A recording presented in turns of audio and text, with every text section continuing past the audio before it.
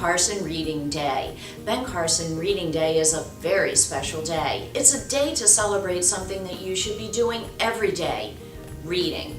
Hello, my name is Amy Warner and I'm the Executive Director of the Carson Scholars Fund. Over the past 10 years, I've had the distinct pleasure to work with one of my role models, Dr. Ben Carson. Dr. Ben Carson is a retired pediatric neurosurgeon. A pediatric neurosurgeon fixes disorders of the brain and nervous system. However, at one point, Dr. Ben Carson was a student just like you are. And unfortunately, he wasn't a very good student, so he almost didn't realize his dream of becoming a doctor. Today, in honor of Ben Carson Reading Day, we're going to share the story Anything is Possible, the Ben Carson story. It's based on Dr. Ben Carson's life story.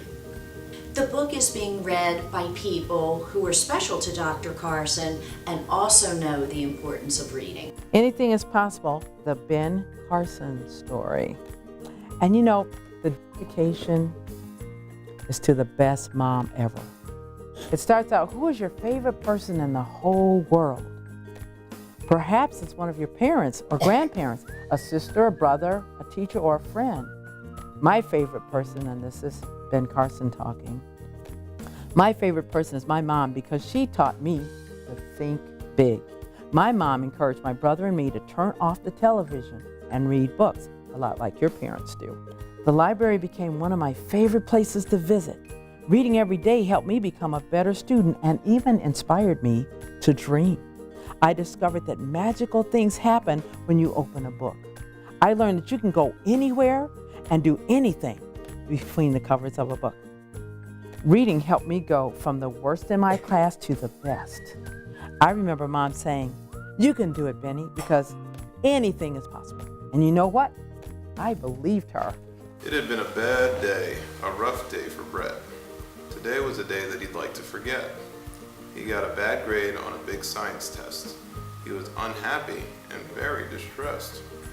Will my mother be mad? Will she think that I'm dumb? He walked home from school feeling gloomy and glum. Brett entered his house, his heart filled with dread. "I got a bad grade, Mom. I'm sorry," he said. His mother asked, "Brett, did you try your best? Did you study hard for the big science test?" "Mom, I can't study. I don't think I'm bright. I'd still get bad grades if I studied all night." "Mom, I'm so frustrated, I want to shout. I'm just about ready to pull my hair out." "Now, Brett," Mom replied, "you need to calm down. Can you try to smile? Get rid of that frown. In life, you'll go through tough times now and then. You must overcome them, like my friend Ben." Ben was raised by a wonderful mother. She took care of Ben and Curtis, his brother. She raised them alone with no help from their dad. He lived far away, and that made the boys sad. Ben's life was hard. He got bad grades in school. Mean kids in his class called him dummy and fool. The kids laughed at Ben when he got answers wrong. This made him feel bad, like he didn't belong. Ben dreamed of becoming a doctor someday, but that dream was in danger of slipping away. He did poorly in school, was in trouble a lot. Med schools would not like the grades that he got. His mom sat him down. "Benny, listen to me. Focus. Try harder. You'll make it, you'll see. Anything is possible. I have faith in you. If you work really hard, your dreams will come true." If you read more, you'll learn more. It's simple, you see. If you want to succeed, well then reading's the key. Read 2 books a week, Mom said with a wink. Reading will help bring your grades up, I think. Then write a report about every story. Describe if it's funny or scary or gory. Does the book make you laugh? Is it long? Is it short? Include every detail within your report. 2 books a week, Ben sighed and he groaned. And book reports too, he frowned and he moaned. But he listened to Mom. He walked down the street. He went to the library, dragging his feet. He looked on the shelves. There were books about trees, books about race cars and mountains and bees, books about dinosaurs, spaceships, and clocks. Ben picked out books that were all about rocks. As he started to read, he soon understood why his mom thought a book would do him some good.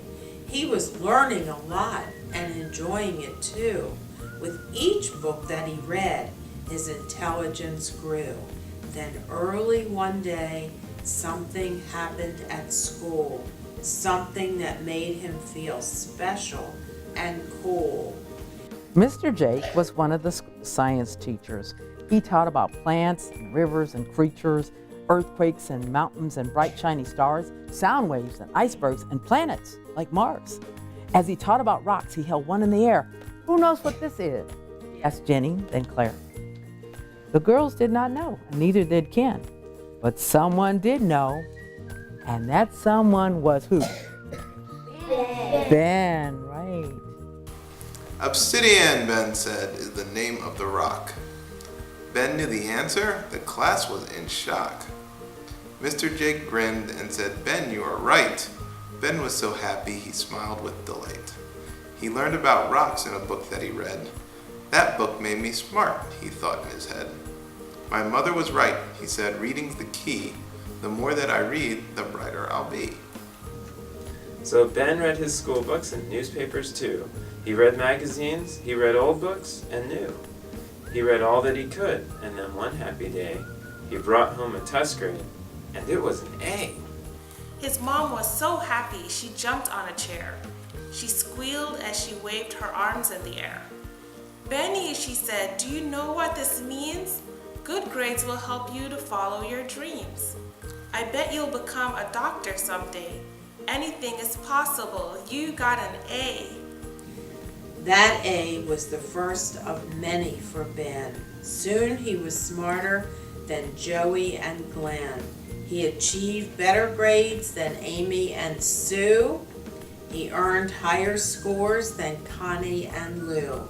Ben finished his schoolwork faster than Wade. He was the smartest kid in his grade. As he got older, his goals were quite clear: college, then med school, then start a career. Ben's plan for success was ambitious indeed. He worked really hard so that he would succeed. His dream of becoming a doctor came true. He even became a brain surgeon too. Ben loved being a doctor. Throughout his career, he helped lots of patients year after year. When kids needed surgery, Ben was right there. He treated his patients with love and with care.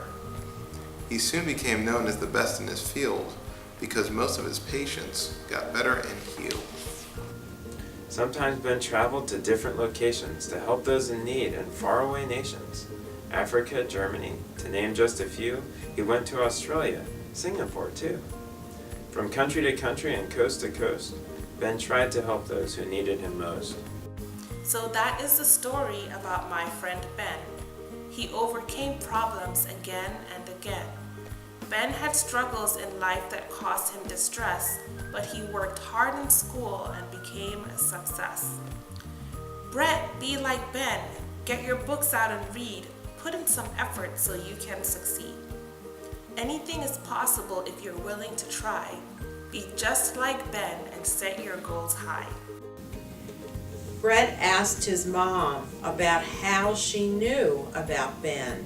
She said, "Well, I met him when I was just 10.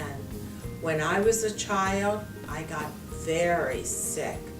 Dr. Ben helped me to feel better quick. I will always be grateful," Mom said to Brett. "He's certainly someone I'll never forget." After hearing Ben's story, Brett thought to himself, Ben's journey began with a book on a shelf.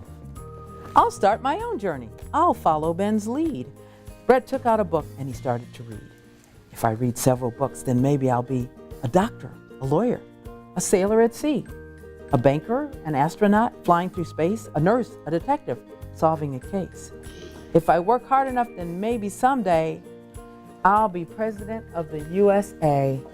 Anything is possible.